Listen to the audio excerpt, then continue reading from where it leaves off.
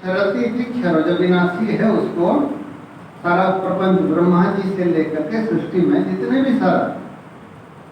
भी दिख रहा है, ये 14 भुवन जितना भी है सब कुछ विनाशी है, इसलिए क्षर कहा गया। 14 भुवन और उसमें जो सारे प्राणी हैं 84 लाख जो हैं वो क्षर हैं, विनाशी हैं। माया जो है क्षरति विनाशी, पुरुष अक्षर, तद विपरीत उसके, जब माया शक्ति को क्या बोले, भगवान का शक्ति है, भगवतः माया शक्ति को अक्षर कह दिया। लंबे समय रहता है, वो विनाश नहीं होता है। कब? जब तत्व ज्ञान होता है तभी जाकर के माया का नाश होता है।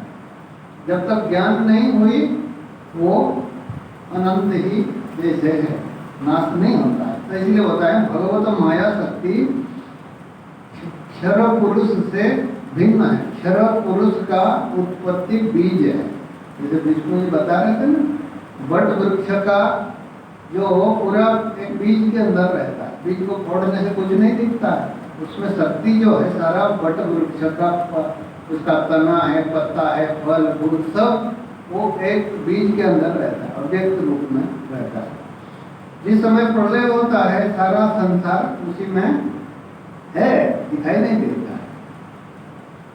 ठीक वैसे सारा, तो इसीलिए वो माया को अक्षर कह दिए गए हैं। तो इसलिए बोलते क्षराक्षस्य, ये जितने सारा संसार है ब्रह्मा जी से लेकर के चिंटी पर्यंत सब अव्यक्त जो पुरुष हैं, माया में बीज, सारा जगत का बीज है माया है। त्रिगुणात्मक का माया वो बोलते हैं, 3 गुण वाली है, सत्व रजत तमो गुण है जगत का। भगवान बताते हैं ना, उपादान कारण है।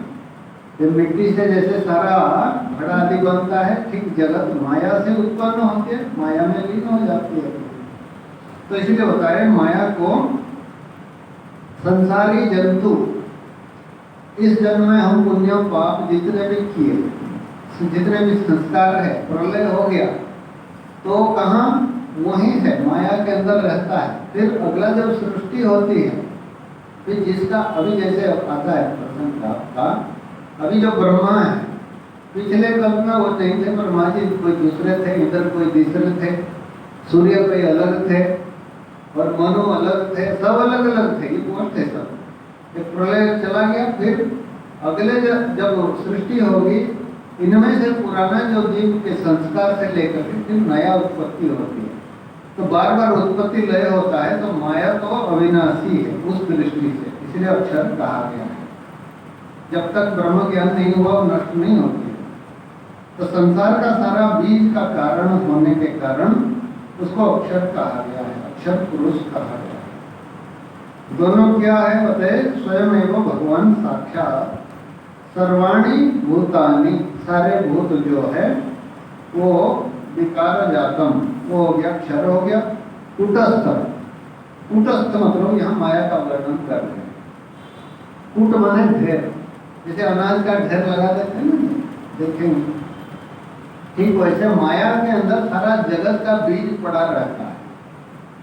जब प्रलय हो जाता है तो सारा जगत का बीज अगले जन्म में फिर उसी से ही ब्रह्मा बनते हैं, उसी से इंद्र, मनुष्य, पशु, पक्षी, कीड़ा, जितने हैं चिंटी, जड़ चेतन, सारा संसार उत्पन्न होता है। सारे जगत उसी में ढेर है, जगत का ढेर है। इसलिए माया को कूट माने राशि माने ढेर, सारा संसार जिनमें सुरक्षित रहता है, तो इसीलिए माया कहा गया।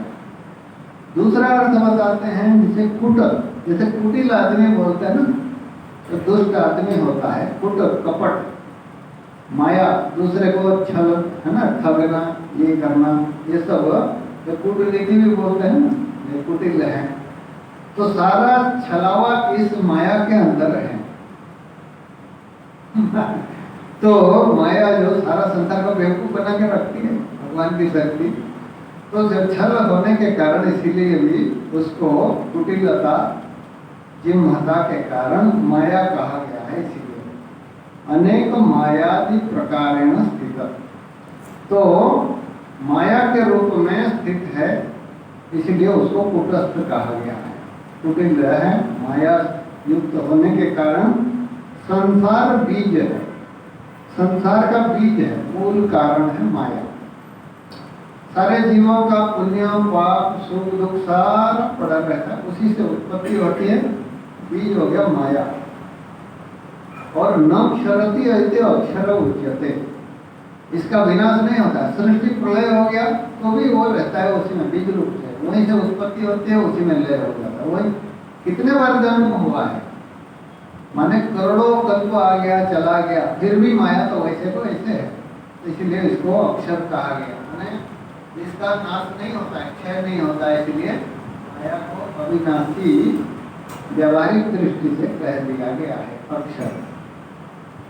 दो विभाग कर दिए, संसार में सारा जगत हो गया विनाशी, माया हो गया अक्षर अविनाशी दृष्टि, जिसका नाश नहीं होता है, लंबे समय रहता है, इसलिए उसको अक्षर कह दिया। लेकिन परमात्मा दोनों से परे है।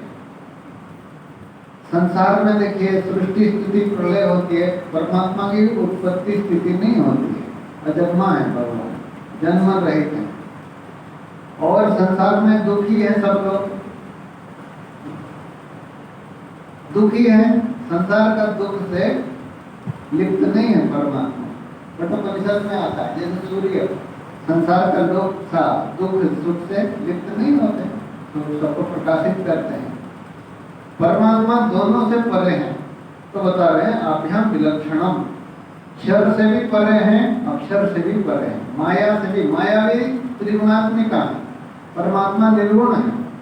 माया में 3 गुण है, माया में भी विकार है, माया में सारा पुण्य पाप पड़ा हुआ है, वो भी विकारी है, और जगत भी विकारी है।